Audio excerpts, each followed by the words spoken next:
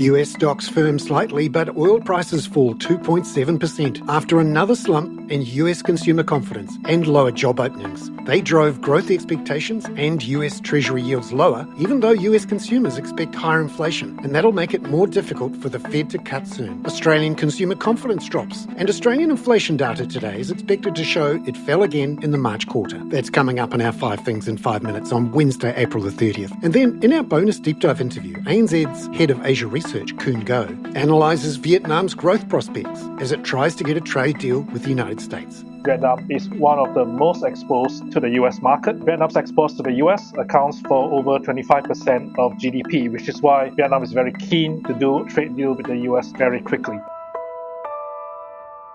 But first, in 5 and 5 with ANZ, US stocks rose around 0.7% overnight after a fall in US Treasury yields made them look relatively attractive, for now at least. Those yields fell and bond prices rose after another slump in US consumer confidence was revealed overnight, and as job openings fell. Oil prices also fell sharply on lower expectations for US demand. Here's ANZ's head of G3 Economics, Brian Martin. Firstly, with those lower job openings. US economic releases again highlighted the negative impact that US tariff policy is having on US economic sentiment. At the end of March, job openings fell 288,000 in the month, to leave the ratio of job openings to unemployed people at 1.015. That was the lowest level since the pandemic recovery became established, and indeed the lowest level since before the pandemic broke. It does show that the labour market is continuing to soften. The S&P 500 and Nasdaq were both up 0.6% by 4 a.m. Sydney-Melbourne time. The US dollar also up 0.2%, though slightly riskier appetites. That saw the Aussie dollar fall 0.6% to 63.84 US cents. The Kiwi was down 0.7% at 59.39 US cents. Gold was also down 0.6% at $3,328 an ounce, while those West Texas Intermediate futures fell 2.7% to $60.35 US a barrel. Number 2. Meanwhile, US consumer confidence fell sharply in April, according to the Conference Board measure. The headline index fell 7.9 points to 86, and the expectations measure fell 12.5 points to 54, which Brian says is an important level. That low level of expectations is normally consistent with the recession in the United States. So all the indicators are suggesting that growth is slowing down.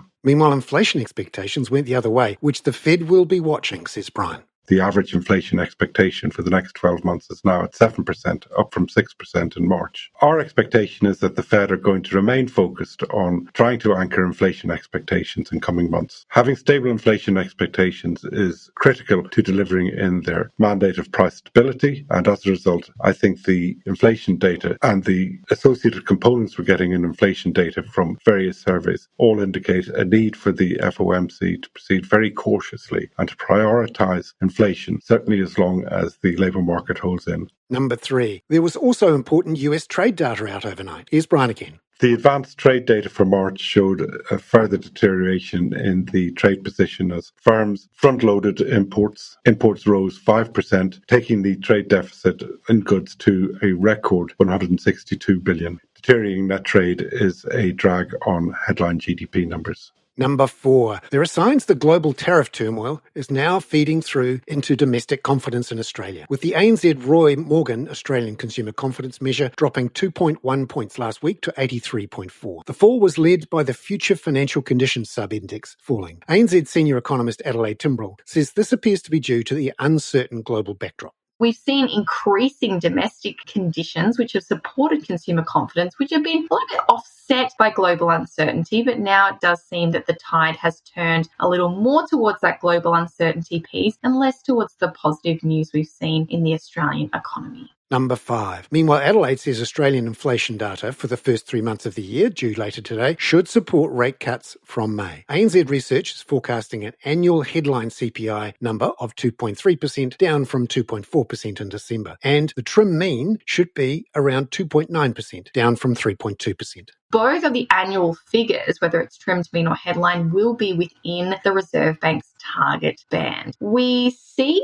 this print as something that in a vacuum could be used as an argument for a cut or a hold by the Reserve Bank in May. But given the uncertain global backdrop, we expect it's very likely for the Reserve Bank to cut rates in May. We also expect to see another cut in July and another in August. Adelaide Timble there. Now, in our bonus deep dive interview, ANZ Head of Asia Research, Khoon discusses Vietnam's economic prospects as it begins trade deal talks with the US amid all that tariff uncertainty. Vietnam started their trade talks with the US last week, and by all accounts, it seems to have gone well. Although we have no idea when a deal could actually be done or what shape it is. But as it stands, the original reciprocal tariff that the US imposed at 46% is a huge threat to Vietnam's overall export economic prospects. And that's because Vietnam is one of the most exposed to the US market. Vietnam's exports to the US accounts for over 25% of GDP, which is why Vietnam is very keen to do a trade deal with the US very quickly. Now, in terms of what Vietnam has offered up in trying to close that large trade deficit between the two countries, Vietnam has offered to purchase more LNG and aircraft. However, given that Vietnam is relatively small in size compared to the US, that's not sufficient to fully close the gap. But I guess from Vietnam's perspective, by offering to do all these concessions, they're hoping that they can allow the US side to see them in good light and lower the reciprocal tariff towards something that is more manageable for their export sector. Do you think that might be enough to bring that 46% down? Hopefully it will be. It also depends on what other measures that Vietnam is willing to offer. For example, one of the issues that the US has raised is the fact that there are a lot of suspected exports from China that are rerouted via Vietnam to the US. So that's a practice that the US side is keen for Vietnam to clamp down, and Vietnam has acknowledged the US concerns on that, and the Vietnam's authorities have taken proactive measures to prevent this unofficial transshipment of goods. So all these steps that the Vietnamese authorities are making are not just related purely to commitments to buy more from the US, but also trying to address some of these other issues that the US authorities have raised. So there's plenty of uncertainty. What have you done, therefore, to the GDP growth forecast for Vietnam for 2025? Yeah, so we've recently downgraded our GDP growth forecast for Vietnam for 2025. We've pushed it down to 5.5% from 5.9%, which we had previously. Now, this is fairly minor downward revision, but partly because Q1 GDP growth in Vietnam came in actually much stronger than expected. So Q1 GDP came in at 6.93% year on year. So that higher base provides some good standing for the rest of the year. But nonetheless, we do anticipate a slowdown in activity depending on what kind of trade deal gets inked in the end. But overall, we felt that there's sufficient uncertainty in the interim to cause a slowdown in growth, and hence we've downgraded forecast to 5.5% for 2025. And how do you think the State Bank of Vietnam might react in the coming months?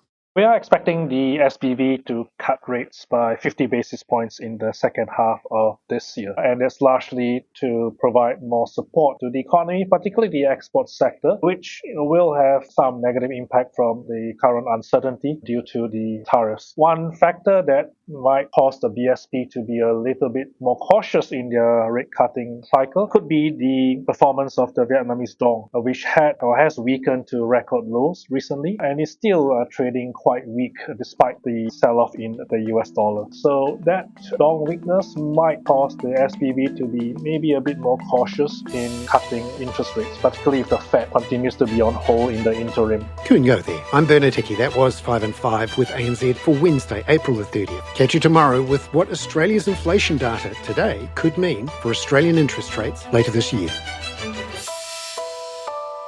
This podcast contains general information only, not investment advice. You should obtain advice for your personal circumstances before making any investment decisions. Please view the podcast disclaimer available via your media player or email.